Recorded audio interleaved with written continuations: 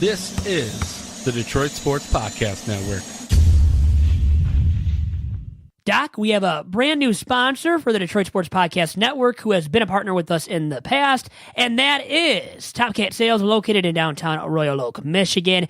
And Doc, if you are looking for team apparel for your high school, your club sports team, or your corporation, then you should look no further than Top Cat Sales, located on the east side of Main Street in downtown Royal Oak, between 11 and 12 Mile. Through founder and former University of Michigan quarterback John Wangler's leadership, Top Cat Sales has developed a tradition of selling and distributing custom Adidas team apparel with the very highest quality and the very best service. So get your organization, your school, or your club team all in with Adidas today by emailing sales@topcatteamsales.com. Once again, the email address is sales@topcatteamsales.com.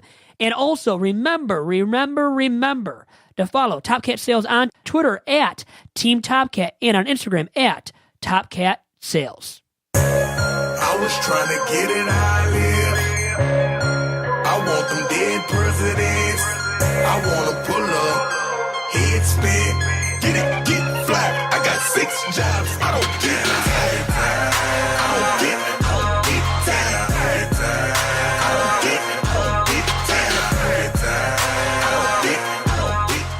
And we are still not tired at all. On episode number 37 of Two Bad Hombres, I am your host, Vito Jerome Chirco, alongside my usual sidekick and partner in crime, that is the Doc, from Doc and Jock, John Charles Macaroon. John, how's it going? Vito, welcome to the weekend. Always enjoy our conversations. We got a lot to get to this podcast because I know that, all thanks to Jacob for coming in last week and doing some things with us here on the podcast network. It was awesome, but we got to delay a topic I wanted to talk to you about regarding ESPN, some news that was made, and also a major personality has emerged in the world of media. And I'm fascinated to get your take on this individual because he highlights a little bit about what it takes to get noticed, saying brash and big things, but at the same time, this individual is walking up to a line, and I'm a little bit nervous that at some point, when you're somebody that just throws out bombs and throws out things, that potentially you might put your foot in your mouth eventually and say some things that will get you fired. So the person that we're talking about is Clay Travis, Fox Sports Radio, and the reason why I'm so fascinated by this individual is he's braggadocious. He's got a huge ego, huge personality, and this is an individual who's taken it upon himself with his website, Outkick the Coverage. And what he's done is he's taken a firm stance. And what he's done is he's planted, he's put ESPN in the crosshairs. A lot of negative things in regards to ESPN have been highlighted by Clay Travis. And some people think it's a shtick. Some people think that, look, if it gets all these ratings, this is the reason why he's become this kind of heel-like character at Fox Sports. But he also did something on CNN that I want to get your take on as well. But first and foremost, what do you think about Clay Travis? What do you know about him? I know that he's a braggadocious guy. He's a carnival barker, you could say, a guy who likes to start controversies, and who these controversies, which he has started, has worked out for him in his media career up to this point. And I would say in that respect, he loves playing devil's advocate and loves riling up people with his hot takes. He's a hot take artist, hot take connoisseur. He really is. He's even more of maybe a hot take artist than some of these debate aficionados that are present on ESPN First Take, on FS1's Undisputed with Skip Bayless and Shannon Sharp. I mean, he is right up there, and he might have supplanted Skip Bayless by now. Shannon Sharp, Stephen A. Smith, Max Kellerman. He might be the current day version, even more than Skip Bayless is, who's still doing, his show Undisputed. He's still perfecting his craft as a debate connoisseur and hot take artist. But Clay Travis might have supplanted him and others that have followed the same model for their respective media careers. This is an individual that definitely has a strong opinion, and this is what he says. He's like, look, the reason why I'm so successful is that I got big, bold opinions. I'm not afraid to say them, and he has kind of approached the line a lot of times talking about a lot of different things, but you can tell that he's definitely a guy that values the First Amendment. He's a guy that is leaning towards the right, and he does highlight things in terms of ESPN, in terms of their hypocrisy and some of the things that they do. He's come out and called CNN fake news. He's got a lot of brash opinions. I mean, just this week, he's come out and said that, look, the Tennessee head coach is a moron. He should be fired, that he's, an absolute imbecile. And he has these strong opinions on a lot of things. And I think that's why you just have to listen to him. So I found myself listening to him a little bit, and he had a hot take about the Lions. I was just say, I saw you tweeted something out regarding that. He said that potentially the Lions could win a Super Bowl with Matthew Stafford. So he does a good sports show. It's pretty decent. He's got that sports radio bold voice. But I would ask, do you think that is a way to get noticed, is to just spew out big, huge, bold opinions, and sometimes, even border on hitting that line or crossing it? Spewing out BS on a consistent basis? Could you do that? Could you be Clay That can't Travis? be backed up with facts? No, he does back. He can't. He does. He typically does. But there are guys that don't, like Skip Bayless, who are in that same mold, cut from that same mold. So Clay Travis gets that bad rep because these other guys who are similar to him or just like him have these hot takes without the evidence to support their hot takes. And Clay Travis maybe has fallen victim to that at times.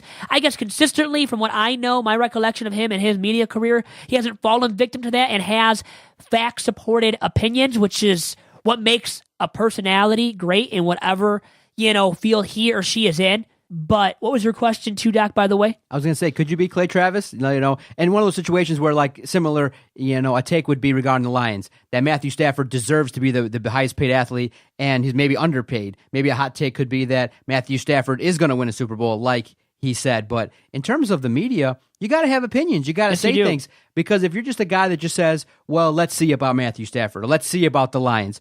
Well, on a Monday radio show, if you just spew out, let's wait and see, that's pretty boring. You got to say things. And the part, though, that is concerning is the willingness to say things that potentially could be offensive. And it goes to what he said on CNN. Now, for me, I'm not offended by what he said. I think it's funny. But to go on national television, you also have to know where you're at. So I wouldn't go on CNN with a female host and utter that the only things I respect are the First Amendment and boobs. And he should have specified that he respected her boobs, too. That was really offensive. But at the same time, he had some points when the outrage occurred. He said, look, you guys did you guys forget and erase the New Year's Eve coverage that you had with Don Lemon where he was drunk and trying to hit up on her? Kathy Griffin, remember? He was hitting on her. And Don Lemon said, look at that nice rack of Kathy Griffin. So there is a little bit of, a double standard and hypocrisy there. But it's just one of those things where you don't say it. You don't say those things on television, because what Brooke did, the host, was probably proper in that she shut him down. She's like, whoa. What did you say? There was a good 30 to 40 seconds. We're going to play the clip here shortly, but there was a good 40 seconds where she revealed that the producers in the back, everybody was wondering, did he say booze, as in drinking, or what was he saying? And so the other guest was talking, and you see this look on her face like she's befuddled. She's confused because she never would have thought that a guest on her show would say that, and she did the right things, because if you're offended by someone's actions or words, you just cut them off. And so she did that, and I agree with that. But at the same time, I feel like by doing that, by making a big stink about it, by talking about it, writing articles about it, you now have given Clay Travis what he wants, which is more attention, because now he goes back and forth. He starts to fling out some hypocrisy regarding CNN, releasing some documentaries talking about sex and doing some things that, so he released tweets from the other guest who was offended that talked about boobs. Saw that. It made him look bad. So Clay Travis, you got to remember, and this is what is interesting when you deal with someone like this. He's a lawyer. So he's not going to do things without probably having a plan in place should it go wrong. So he's a guy that can look, obviously he had someone research that and research the notion that, why is CNN trying to come down on me like that? But at the same time, I just want to get your opinion. Do you think that big, bold opinions and a guy like him is going to go far, or is he going to flame out and potentially say something that could get him kicked off the air? He's similar to a Howard Stern, but in the sports world. I thought about this. He should go on Howard Stern now and talk about boobs and balls. He could do all that on Howard Stern, and he would love it. Love the platform that he would be given. Clay Travis would love the platform because Howard Stern would provide it to him.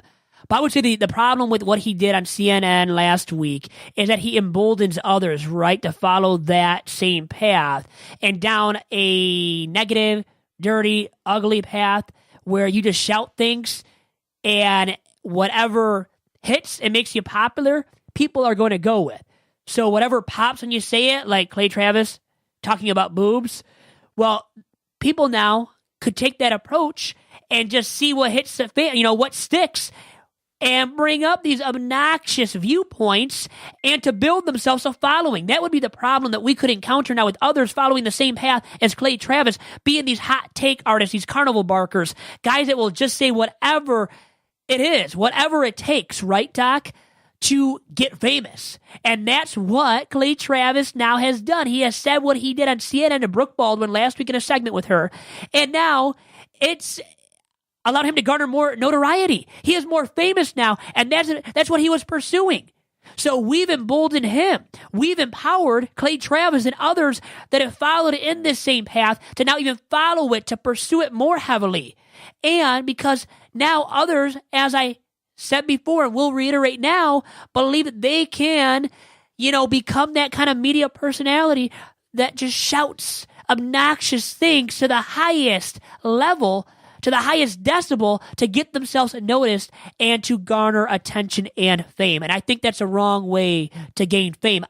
But it's working, and it so far has proven to work for Clay Travis. But wouldn't you say, though, that other types that don't do it kind of get a little bit boring? I mean, this guy, when you listen to him, he has opinions. Yeah. I think that's what most programmers want, is somebody to say something that's a little bit of controversies, to say something that will keep you invested. Now, that's the tough part, is that line, which is when it becomes offensive to some people. But at the same time, what he says is, I have a fan base. I have these people that support me. And when you build it to that length, similar to Donald Trump, he doesn't care about what the opposition says, because his base, Clay Travis's fans, are really supportive enough where he can sustain a radio career, where he can offend half of his audience by making fun of ESPN, making fun of liberals, and things like that. So when you build up a niche and you build up an audience, you have power and you have clout because people are listening. We talk about him. We wonder about his personality. But at the same time, you do know that part of it is an enhanced version of him. I mean, when Clay Travis goes home, I'm sure he's not barking hot takes to his missus. Just talking about boobs. Hey, I love your boobs. I'm all about boobs. All right. I mean, the thing is, when do you cross the line? When is enough enough? I think he crossed the line with talking about boobs. Why bring up boobs? You can have great opinions, and it's good to be opinionated. That's a great question, Vito. What's the line? Boobs, What's the line? I think that's a very great question. What's the line? Does it involve swearing? Does it involve religion, politics? Does it involve, objectifying women? What's that line? Because he does it on his show. The Monday after the controversy, he said boobs 53 times. You want to know why I know that? Because ESPN PR was watching and listening and tweeted to him and said, look, this is what you call yourself as a radio personality by saying boobs 53 times. You know what his response was?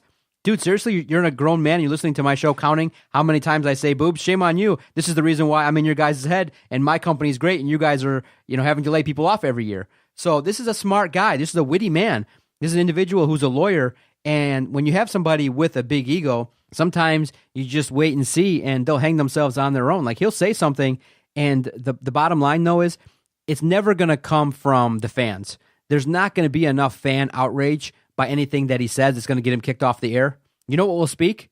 Is if he says something that's offensive racially, if he says something where sponsors start pulling out of his radio show, that will be the end of Clay Travis. I don't see it happening because I feel like he's right up there on the line. I don't see him saying something where it's so outlandish that it's going to get him kicked off the air, but he's pushing the boundaries. But in those situations, when he costs Fox Sports Radio a national advertisement deal, when the sponsors maybe say, oh, we don't like what this guy's saying, then potentially he might be off the air. But at the same time, he supports the First Amendment and he supports free speech. And so there is a market for that. I mean, he's got national advertisers in terms of TrueCar, in terms of companies that will support his speech. And so as long as you have that, then this is a force to be reckoned with. This is a media personality who is doing it on his own. I mean, his Outkick the Coverage website is doing massive numbers, and he's free to share it all the time. And he is highlighting something at ESPN that we'll talk about in the second half of the podcast. But, the notion is that he respects First Amendment. Like, you should be able to say whatever you want across the board, both if you're a liberal and a conservative. And that's something where ESPN might have kind of stubbed their toe in terms of declaring kind of where they stand as a network. And we'll talk about that. But in terms of Clay Travis, I want to get your sense of this interaction that he had. So he goes on a CNN program. So this and his speaking engagements were sparked by the comments that were made by Jemele Hill on Twitter, where she, in essence, called President Donald Trump a white supremacist. So he's making the rounds and talking about Jemele Hill and stuff like that. And this is what he said, and this has kind of caused a fury. And I'm interested to see, do you think that the host, handled herself correctly? That had absolutely nothing to do with sports. And they said, look, you can't have this opinion. It's too conservative. We're not going to allow it. I think that's a bad move. I'm a First Amendment absolutist. I believe in only two things completely, the First Amendment and boobs. And so once they made the decision that they were not going to allow a conservative, non-sports-related commentary, they couldn't do it. Hold on. I just want to make sure I heard you correctly as a woman anchoring the show. What did you just say? You believe in the First Amendment and BWOBS? Boobs. Two things that have only never let me down in this entire country's history, the First Amendment and boobs. So those are the only two things I believe in absolutely in the country. And so the host is like, wait, what did you say? What's going on here? And she's befuddled, she's shocked, and everyone's like, oh, what's happened here? And they're just kind of confused because they really thought it was booze, or they thought that it was alcohol. They didn't think that he would potentially go out there and say it. And well, what's worse, booze or boobs at the end of the day? What's worse to say? They're both outlandish and not relevant to what was being talked about. And that's why it is being perceived as so outlandish and so negative and so wrong for Clay Travis to do what he did during that segment with a female anchor too. And it would have been bad and shoddy of his character, if he would have done it with the male anchor. It didn't matter that she was a female anchor, in my opinion, Doc. So, they continue to talk about Jemele Hill and stuff like that, and the African-American panelist that's with them kind of goes back to it and says, for you to say that, it's a little bit offensive, and the host, Brooke Baldwin, kind of then cuts it off. But, we fast-forward a little bit, and here's the end of that segment.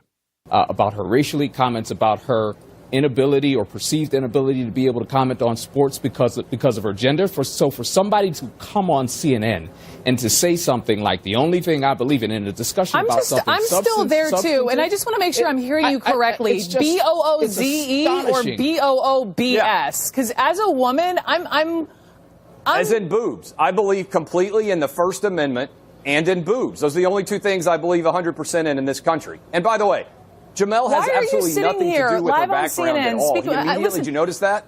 He went straight to that. Yeah, you're absolutely right. I did go straight to that. Why would you even say that live on national television and with a female host? I say it live on the radio all the time because it's true, and that's what I do. Because I like boobs and the First Amendment, which is exactly what I said. So there it is. And so she cuts him off and is like, whoa, you know what? I just can't handle this. And she cuts off the interview. So it's a situation where, a female host, Brooke Baldwin, she did, on New Year's Eve kind of play up a little bit with Don Lemon. But in terms of her reaction, I felt like it was fair. If you're, as a host, offended by it, then you cut the guy off. But at the same time, you could have had a thoughtful conversation and said, look, you know what? I know our topic was Jemele Hill, but I want to address this with you, Clay. I'm personally offended. What's your reaction to that? And I would have loved to have seen some dialogue, because cutting somebody off is easy. I mean, I could mute your microphone right now. To engage him in some dialogue and to say, look, you may feel that way, but to talking to me that way, did you not think I potentially could be offended by it? And he could have said, da-da-da. You know what he would have said? He would have said, I'm sorry you're offended by it, but that's your personal reaction. This is my personal feelings, and this is what I said. And that's his personal agenda and personal brand, so he doesn't care if he offends you. Right? He doesn't care about her reaction. Doesn't care about your reaction or my reaction or anybody's reaction on Twitter or in any form of social media or wherever the person may be and has found out about this segment that he did. And he doesn't care how you perceive what he did. He doesn't care that bringing up BOOBS is BS on national TV. It is spewing just BS when you bring that up, and it's totally irrelevant on top of all what we just discussed. It's totally irrelevant to the subject at hand that was being talked about during that segment. It was about Jemele Hill. So why bring up boobs? It'll never make sense to me, but he's a hot take artist who wants the attention. And guess what? This segment has carved out attention for Clay Travis. So he's loving life right now. And he tweeted out about all of this after the fact and said he's getting more media now reaching out to him to do live hits, to do interviews. And that's what he wants to build his brand. So through all of this, he is building his brand. That's what Clay Travis wanted when he went on air and proclaimed what he did, being a First Amendment absolutist, but also believing in and loving boobs. Vito, it's one of those things where there's an individual that's highly provocative. I just wouldn't have said that. I mean, when you talk to a lady, you do want to show a little bit of class in some respect. I think at the avenue of talking to her on CNN like that, I mean, he could have defended himself and said, look, this is something that I do believe in, and he could have defended himself. I just felt like by saying that there is a risk too for him, and that he could have made some more points and further brought attention. You know what I mean? Sometimes what happens is the message that you deliver is correct, but because of the way you deliver it and the perception that people have of you, they don't listen. So right away now, a lot of the audience that listens to Clay Travis will say, oh, he's a misogynist, or he's a sexist, or he's chauvinistic. Yep. And now some people will tune him off and not listen. But at the same time, here's the other part that you got to pay attention to. Clay Travis doesn't care. Not at all. That's the part that is hard for me, which is if I built an audience, the way I look at it is, and sometimes when we talk about politics, the fair thing is we are fair and balanced. That's the one thing I want to note. I would say we have an equal amount of people that lean right and a fair amount of people that lean left. And so the mistake that ESPN made is I think they've taken a stand and people know where it is. For us, we talk about it a little bit, but we're a sports podcast. And a lot of things we talk about, for the most part, are sports related. And Adam's asked, and people have asked, like, should we talk about politics? And I say, yeah.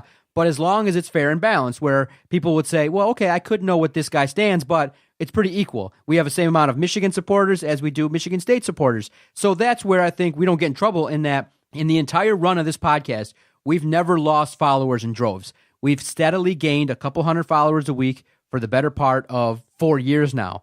And the reason why is we're fair and balanced. And I know that word is thrown around a lot, but the problem for Clay Travis is he has a base, and that's his supporters.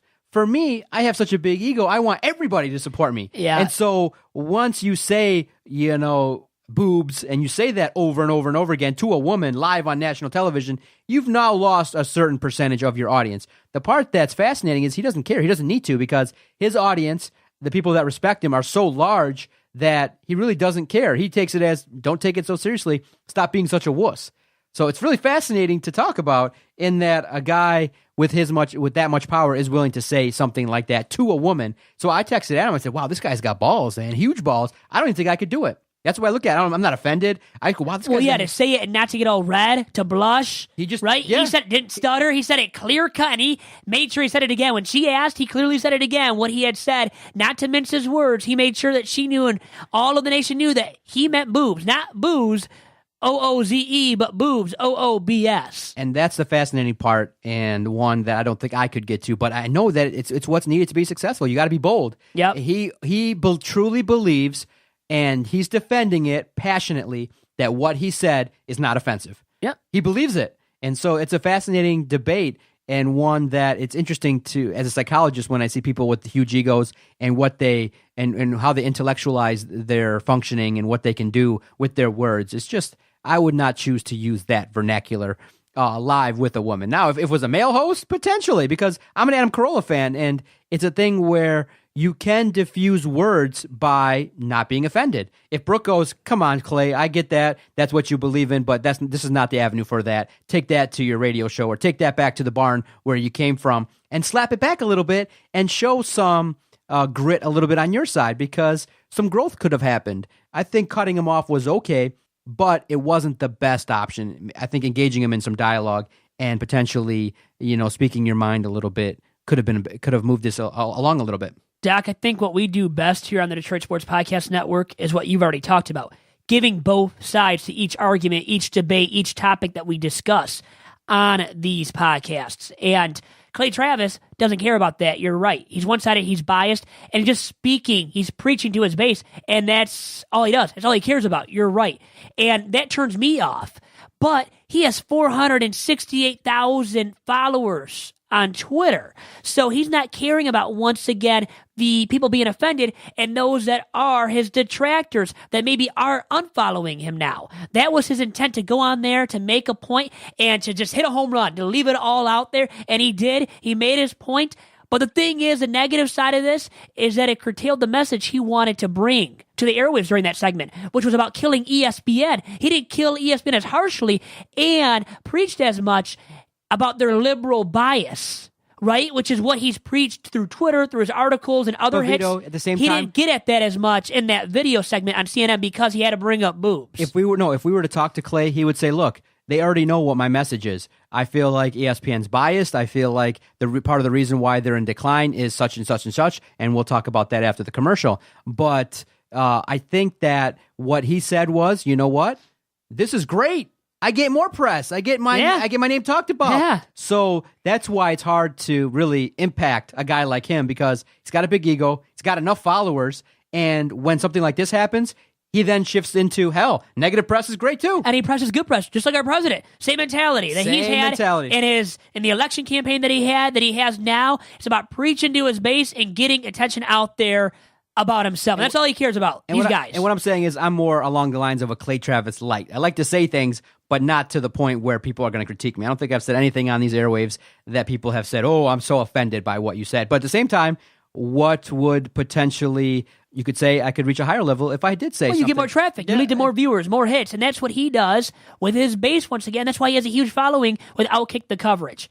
Mm-hmm. All right, great segment. That was really enjoyable. We'll come back after this timeout, and we'll talk about one of the reasons that Clay Travis has been barking a whole lot in the last couple of weeks. I want to get your sense on the whole situation with ESPN. We'll devote a segment to it in the second half of the podcast. We'll do that right after this quick commercial break here on Two Bad Hombres.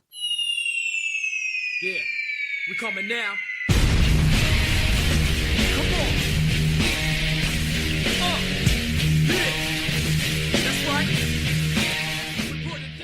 And back here on Two Bad Hombres, really quick, back to Clay Travis. We're going to talk about ESPN too, and it really relates to one another, right? Well, maybe I don't want to have Clay Travis on my podcast, but it doesn't matter to him, you know? So us never reaching out to him or never being willing to have him on our podcast, hey, he wouldn't care one bit, and that's his mentality with, I think, everybody, all of his detractors that don't want to deal with them and hear his message. And as ESPN now having that same mentality, you know, being proclaimed as having liberal bias, and Clay Travis has been kind of the man behind this movement about ESPN being totally liberal and not making the time for conservatives, right? And I think it goes back to as far back to Curt Schilling and how ESPN handled that situation and letting him go eventually. After a few incidents, by the way, it wasn't just one incident that Curt Schilling got himself in trouble for, as such is the case currently with Jemele Hill, with what she tweeted out. So now I give the platform to you. And Doc, what do you have to share with us regarding all this? Yeah, in regards to ESPN, Vito, it's one of those things where obviously it's a network that is struggling right now. They have PR issues. They got a situation where people are noticing, wow, you have given out so much money to these rights to get all these sports, that at the same time you now have put a bunch of your journalists, a bunch of your media staff, you know, you put them out to pasture. They're no longer there at the network, and they're cutting costs. Unfortunately, the sports business is just that. It's a business. And so the bottom line has to be looked at. And so obviously it's going to get worse. It's going to continue to happen. And some big name talent has been let go. And you look at, okay, what's happened? What's been some of the reason why ESPN has started to dwindle? And Clay Travis has highlighted several of the points. One, several people have cut the cord, meaning that ESPN can't bring in as much as they used to. And so people are not watching as much. People are going without cable. People are saying, look, it's a situation where I can get my cable cheaper. I don't have to pay for ESPN if I don't want it, and the such, right? So now you've put out a lot of money to cover the NBA, to cover college football, to hire a bunch of high-paid journalists. So ESPN has a tough situation in that they are putting out a bunch of money, and the money coming in has been less and less. And so they still are a profitable company. It's just they're operating at a loss in terms of, let's say, for example, in 30 years, they saved $300 billion or some number. Let's say $100 billion. Now, when you have $100 billion in the bank, and then you have a stretch of 5 years where, year 1, you lose $20 billion. Year 2, you lose $30 billion. Year 3, you lose $30 billion. You still are a profitable company, but you're running at a deficit, and they got to stop the bleeding. So they still have money in the bank, but they're running at a loss. They can't have that continue. So they got to cut. They got to cut costs. They got to cut salaries, and they got to figure out, okay, because this trend is going to continue. Me and Adam talked about this years ago, and that we read the article and said, oh, ESPN's going to have a problem in a few years here because their income, the money coming in is not the same versus what's going out, and so they got to start the process of going cheaper. Okay, but now here's the other notion. Okay, the other problem is viewership is down because you've offended half of your audience, 50%. Because, the famous line by Michael Jordan, and the reason why he said, look, people would say, why do you not speak out on social issues? He said, look, Republicans buy sneakers too. That's a famous comment. And so that is a notion that ESPN and their current leader said last week in response to Jemele Hill. He came out and said, look, ESPN is a sports station, and we need to kind of rein in our policies here regarding what you speak on, because when you go on social media, you are representing ESPN, okay? Now, here's the biggest problem with ESPN from my perspective. The inmates are running the asylum, and that's never a good thing for a business, okay? Jemele Hill, who's been on our podcast, who I support a lot of times in terms of a lot of things she says, did something wrong because she now has caused a split in her organization. Now you're going to have to defend her or be against her regarding whether your political stance, regarding whether you believe that, you should talk about politics. And these journalists are going out there, and what they're saying is, look, sports and politics intertwine, okay? So now you have Jemele Hill, you have a bunch of other people who are for Colin Kaepernick and support him regarding his stance in terms of sitting for the national anthem. It's a sports story, so she should speak on it.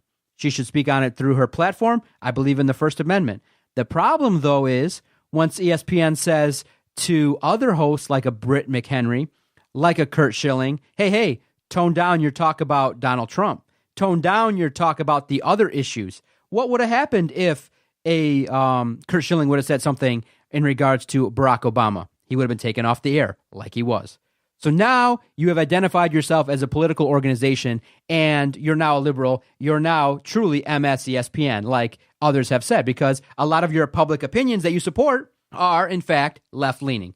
So once you do that, okay, you've now planted your flag in the ground, and conservatives in droves are not happy. They're like, look, we want sports. We don't want this. There's a certain segment of the population that says, do I really care what athletes speak on in terms of politics? No, I just want to see the competition and move on. So once you start having political arguments and having these kind of talks on the airwaves, you turn off. It's turned me off. Not because I'm offended by anything anybody says. I just don't want to hear it. Either or. I don't want to hear the left agenda. I don't want to hear the right agenda. I want to see some highlights. I want to see some banter. I want to see 5 people on a table having some good conversation about whether Matthew Stafford can lead the Lions to the Super Bowl. I don't care about some of these political arguments that these people are having. And once it happens, I really don't listen. And I have my opinions on a lot of things. So if you want to talk like that, I'm one of the people that has not watched ESPN in a little bit of time. And I watch it for football here and there, but outside of maybe PTI, there's not a real good show out there that I really, Scott Van Pelt's show is decent. You could tune in, but there's not a must-watch show like in the era of Rich Eisen back in the day. So what ESPN's problem is now is they're not fair. They are acting totally against the right, and they support people who are on the left. And so when you do that, you now have to own up to the consequences, which is half the audience doesn't like you anymore, and you are in a position as a network, every eyeball has to be accounted for. Whenever you have an eyeball that goes away from you, it's a problem. And sometimes you get really big for your britches. For me, people say, why do you acknowledge trolls that message you? Why do you retweet so much? Look, trolls follow us. Trolls click the link on our website. Trolls listen to what we say. So now while I don't agree with it, and I might not acknowledge a certain type of message that's sent to us on our Twitter page, I get nasty messages all the time. Nasty ones. From me. Yeah, from you. And others. Others. And I get nasty messages, and so I'll just ignore it. I never block it, because if you took the time to write that to me, fine. You'll know that I read it, and then we can go about our merry way. I diffuse the problem. So we have liberals who follow us. We have conservatives who follow us. We have people who hate us, love us. We have nobody. I mean, people that don't care about politics. Yeah, we have everybody. And so that's why we're at the spot we are, is we want every listener to listen to us. We don't want to turn off anybody. So whenever anybody says, hey, I didn't like this or I didn't like that, I thank them for their time that they did support us, and we keep it moving. I don't offend. I mean, you've seen me now for the better part of 3 years tweet people. Have I really dropped bombs on anybody? I'll say, oh, I respect. Like, I had the discussion with somebody who told me their opinion about standing up for the anthem, and I made my point clear. I respect the flag, and I couldn't do it. And he said, well, it doesn't necessarily mean that. I said, you know what? I shut it down right there. I said, look, we're going to respectfully agree to disagree. I don't hate your point. Here's my point. I see the flag. I put my hand over my heart. I stand up. I may not agree with every word in the anthem. I may not agree with everything that happens in this country. But when I see the flag, I stand up. Period. And I say, Colin Kaepernick has every right to do whatever he's got to do. But he's going to face some backlash. Yep. And he could have gotten his message across by just speaking, like you and I are. Go on every outlet, CNN, Fox, MSNBC, CNN, CBS. Go on every outlet and say, I cannot stand for this injustice anymore. His message probably would have gotten across bigger and better that way. So ESPN's got a problem. They've alienated half of their audience. Their money's dwindling. They are in big trouble. And guys like Clay Travis, the problem is, though, the audience is fueling it because they're clicking on those articles. So you ask, why is Clay Travis doing it? Well, simple. What did Howard Stern used to do to the opposition? Prank call him. He'd make fun of him. He would go and he would weaken his opponent by strengthening himself and by calling out their faults and blasting them. That's the kind of the Howard Stern model. You prank people, you make them look stupid, and you air out stuff that maybe ESPN doesn't want aired out.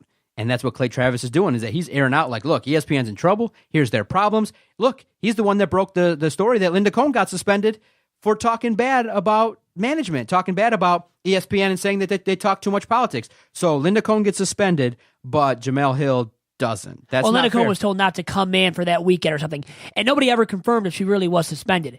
And it never came out for a reason, maybe. But he said, maybe to hide ESPN from, for actually doing that, but nobody ever confirmed it besides for Clay Travis. Not that somebody at ESPN was going to. But he said he had multiple people message him saying that that's in fact what happened. And so listen, the problem at ESPN is people are lying that in terms of what their affiliation is. There are conservatives and Republicans at ESPN who are now saying they're liberal to have a job and not to face any scrutiny. But this is how I view it too. If you're really a conservative, if you're really a far right or right-leaning person there at the network, aren't they going to keep you if you have a huge following? Isn't it about the traffic you bring in for the website or for the network as a whole, for the station? Vito, that's what people are concerned about. No, that people feel like, look, if I'm not leaning left, then I'm going to lose my job. Look at Britt McHenry. Look at some of the people that she's just a reporter. Britt McHenry, remember what she did to that parking lot at that company? She went after that lady for no good reason. But she also very ugly attack. She's also liked several pro-conservative tweets and such on her social media page. So that's also probably a factor. I think she lost her job because they could replace her easily, which they did. Yes, they have so many capable reporters who are multidimensional that can tackle the same topics and do the same jobs. So what's your take on ESPN and what you've seen with them? Do you watch them as much? Do you find that as an organization they're doing things correctly and how they've handled Jemele Hill, how they've handled public relations in the last 3 to 4 weeks? Well, I think the politicizing of ESPN is overblown at times, but I think they have politicized, and because of that, they have lost some viewers. There are people that are cord cutting because of it, Doc. And I think the SportsCenter show at 6 o'clock with Jemele Hill and Michael Smith does turn off a certain demographic of the population. And that's not a good thing for ESPN when there are people tuning you out, not turning you on because of two personalities on your 6 p.m. show, which is your flagship show still. SportsCenter is still that. Maybe doesn't carry as much merit or garner as many viewers on a consistent day-to-day basis, but SportsCenter is their bread and butter still. And when you're turning off a certain sect of the population and a larger and larger by the day sect of the population from your premier flagship program, then that's hurting your brand, and you're losing viewers because of it. It's hurting your ratings and hurting your bottom line. So there might be a point in time where ESPN has to kind of non-politicize or depoliticize right from what it has become, because right now it seems to be left-leaning. But I still believe that it's been overblown a little bit, and it's because of the fact that I think a woman such as Britt McHenry was let go because, simply there were others to replace her job that could do her job adequately, and perhaps more than adequately. So they didn't view her as a loss. They kept their most vital personalities. don't you think, to a large extent? Now, they maybe had to let go of a few people they didn't want to, such as Jaws, Ed Werder, notable personalities that have been at ESPN for a long time. But they're not going to get rid of Linda Cohn anytime soon. No. Come on, think about it. Even though she's leaning right with her views, right, and doesn't want to politicize ESPN, has spoken out about it. They're not going to get rid of her, though, because she's a long-tenured ESPN personality who has a brand and a great following. But Vito, at the same time now, back in the day, everyone thought that ESPN was the job. You got people leaving ESPN to go to FS1. You got people getting more money to go elsewhere. Well, money speaks. Yes. They can't pay everybody ESPN, though. Remember that, too, with how many employees there they are have. other networks that are gunning for ESPN. There are situations where ESPN is in the crosshairs, where everything negative that they do is overblown, like you said. But they're the number one guy. So when you're the number one company and you're bringing in the most money, people are going to have a target on you. Oh, you're going to get hit the hardest. So yeah. as a leader, the leadership at ESPN is letting down the employees because of the fact that now the employees are kind of against each other. Meaning, like, you have some certain employees that feel like there's a bias. And certain employees feel like, whoa, why is Jemele Hill getting this outlet, getting the ability to go on her Twitter page and blast the president in a manner that is, quite frankly, really challenging because of the fact that, you know, to call the president a white supremacist is really tough. You got to be really certain and locked down that in what you're saying because it's very influential. And as a company, some people might not agree with that. Some people within ESPN might be like, whoa, this is not right. And others have been reprimanded. She was reprimanded in terms of having a meeting, and she was told to apologize. But not officially reprimanded, with that being said. Officially reprimanded. And here's the other problem, too, okay? Sometimes, Vito, you draw attention to your company from the big dog, okay? So, is there a man that has potentially 35 million followers that just tweeted about ESPN and having a lot of their subscribers being lost? Do you recall that individual? You talking about Jim Brady? Donald Trump. The president Donald Trump yes. went out there and blasted ESPN on his Twitter page and said, ooh, looks like ESPN's losing a bunch of money and they should fire, they should address this controversy about somebody saying this thing. So now that's the ultimate negative press in that, let's just say a fraction of anybody that followed Donald Trump that supports him sees that, right? Now, let's say you lost just maybe 1,000. 1,000 people cut the cord regarding what she said. That's a problem. That's revenue. That now it could be minuscule. It could be far-reaching. But when the president now has ESPN in his crosshairs and his management and his communication staff is like, oh, that's a fireable offense from Jemele Hill. Now you've widened the gap between those that support ESPN and those that don't. You have now drawn a line in the sand that you're going to have a lot of people that are, you look at ESPN's Twitter. When they tweet out something left-leaning, couple hundred right-wing tweets come out like, this is a loser company, this is that. It's not good. But if the president is tweeting out about you, isn't there the logic of, once again, to bring it up, any press is good press almost? No. Not if you're cord cutting. No. I get that. If you're losing 1,000 viewers Vito, per tweet given out by the president. It's press in regards to cutting the cord and not watching. It's not ESPN's terrible, ESPN's an outlet. Everybody knows who ESPN is. They're made. The problem is the business model has changed. And you, as a company, have spent a boatload of money, and you got to start stopping the bleeding. You need money to stay in the coffers. And let's just say a couple really big sponsors hear this and go, what the hell? I support ESPN, or I'm a guy that supported Trump. Now you're potentially saying that he's a white supremacist and I advertise on ESPN. Oh, I'm probably not going to advertise anymore. Now you hit dollars in terms of sponsorships. But ESPN has the biggest properties, the biggest sporting events, really, of all the networks, all the cable sports networks at least. So you're really going to back out just because your president said that? When ESPN is probably laughing at Trump for taking the time to tweet that out about the network? No, they're not laughing, Vito. Well, they're mocking him because the president's taken his time. No president in the history of the U.S. ever has done that. Republican, Democratic. No, but Vito, think about it that way, though, too. But he's using his mic to say to people, don't spend your money with ESPN. That's what he's saying. Would you really, because the president said it, it's going to make you cut the cord? If you love all those ESPN shows or just the live properties, would you like their live sporting events? They carry the biggest ones, primarily on a week-to-week basis, season-to-season basis, no matter what the sport is. Vito, if I'm a supporter... You would just cut. So you would lose out on watching all your favorite sports. Vito, you can get it for free. What I'm saying is the paid part, the part where the money comes in, you could get it other avenues. You could do different things to get ESPN not paying for it, not through cable. Stream it illegally. Stream it or do but something or other. You're still risking the biscuit for that. What I'm saying is, whenever you cut out, let's just say, in small numbers, let's just say 100 people support ESPN, 100 don't. You want all 200 to support. You want conservatives. You want liberals. You don't want to lose subscribers at a massive rate. I'm telling you, Vito, conservatives don't like ESPN at all. And it's a big problem. That's her fault. That's how I view it. I think ESPN has to just have that mentality. That's her fault, though. And we can't appeal to you. We're going to try our best. And guess what? ESPN's never come out and said, we're a liberal network. No, but Vito. Never has. They just have a lot of liberal-leaning personalities. But guess what? A lot of media members, hasn't this been talked about before? A lot of media members are what? Left-leaning. You can't, they're the best at their profession. No. Jemele Hill's got a great following. And it's pretty darn good at what she does. She's been on the podcast here for a reason. We only have great people, right? Exactly. So remember that. But Vito, the notion and the thinking goes along the lines of this, okay? If people in your own company are not happy anymore, what does that say?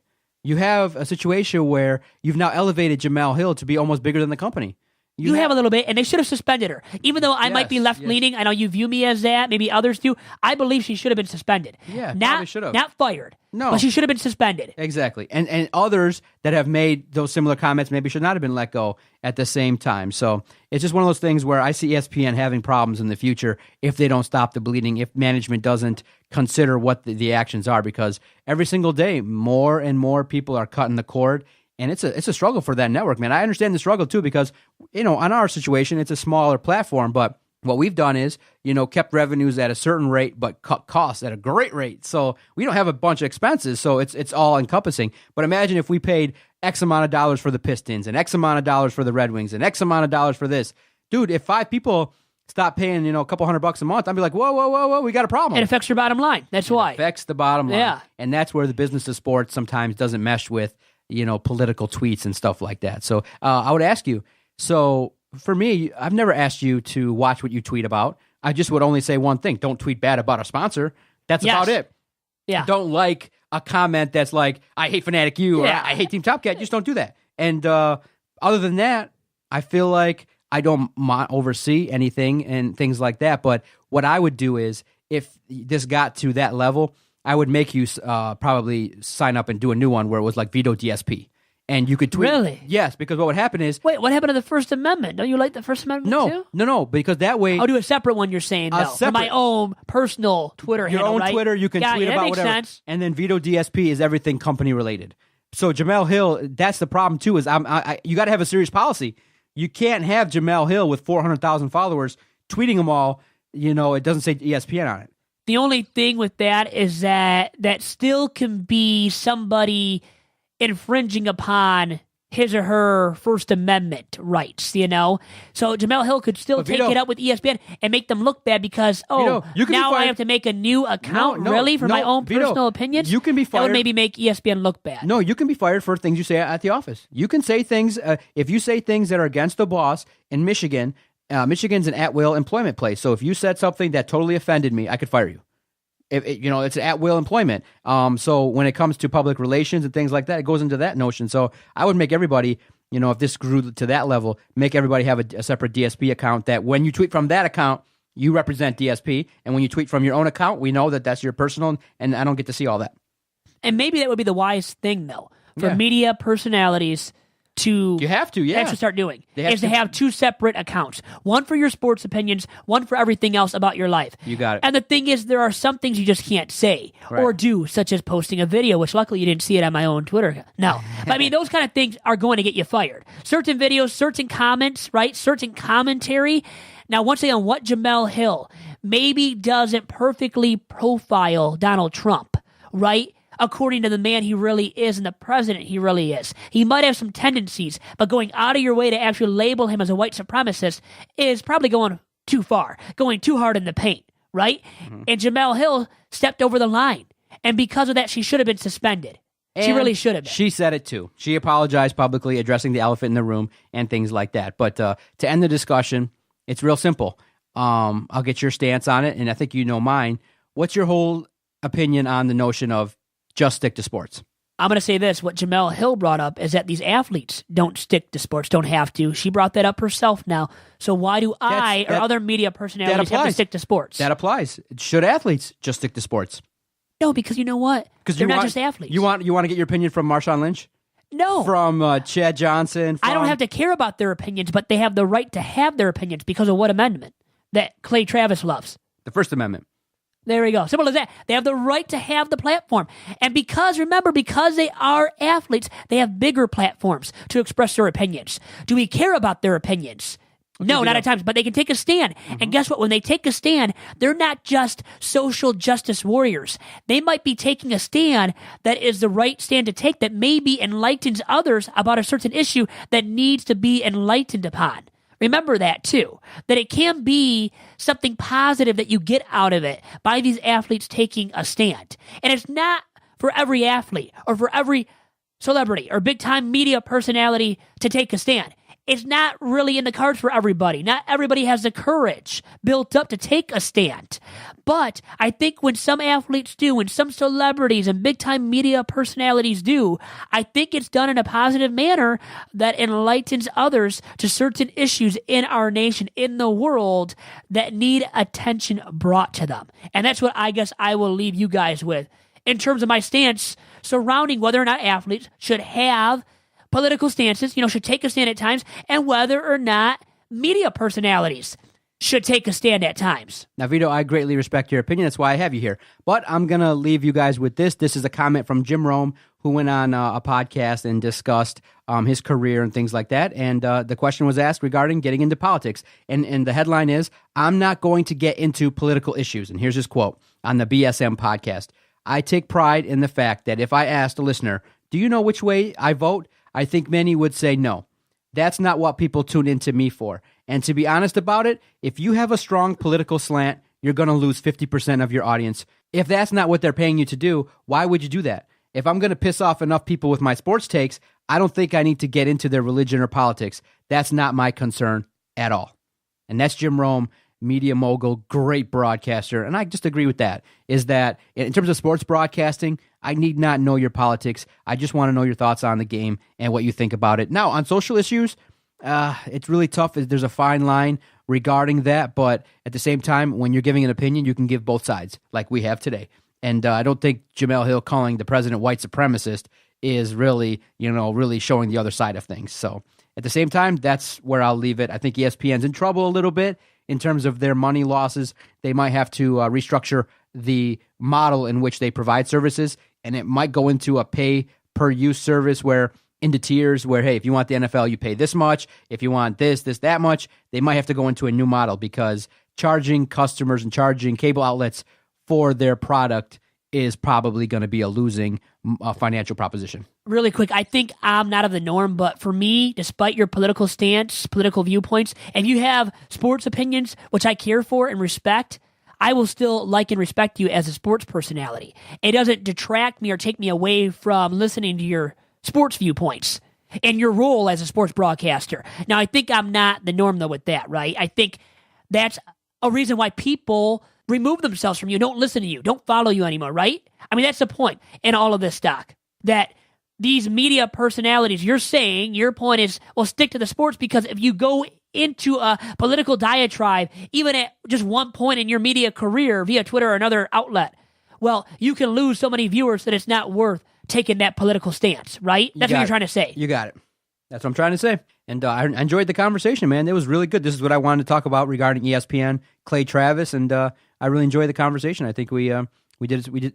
I think the conversation was enlightening, and it'll be interesting to see where this goes with ESPN as a broadcast network. I think we gave both sides and hit a home run on this week's edition of Two Bad Hombres, as we always hope to hit a home run or two every single episode of Two Bad Hombres. And Doc, thanks to you for being on each week's edition of Two Bad Hombres, and thanks to all those for tuning in. I know people that have listened are wondering what are the two things that Doc believes in. 1, stealing Vito's money, and 2, stealing Vito's money without him knowing. Yes, and reaping the benefits of all of that without paying me. That's your business model here at the Detroit Sports Podcast Network. I hope I have a better one to present to you at some point in my lifetime. And I'll end our discussion for this week with that, guys. Thank you very much once again. Wait. Did you not get a check from Detroit Sports Podcast in the last 3 weeks? Look at you now, trying to bring that up. Okay. Playing that card. And you have paid me. Okay. I've earned some money because of sponsors, which I've helped bring in. But so you don't have sponsors if there's no house to have a sponsor for. Well, you give me the house, you give me the platform, yes. Okay. You make sure the mics stay hot. And They do because of, well, you're here, you have a presence here, and you brought me into this world, so you can take me out of it, right, at any moment, too. I need this audio clip before we get out of here. Just speak into the mic that you are a paid podcaster. I am a semi-paid podcaster for the Detroit Sports Podcast Network. See y'all. Head spin, get it, get fly. I got 6 jobs, I don't care.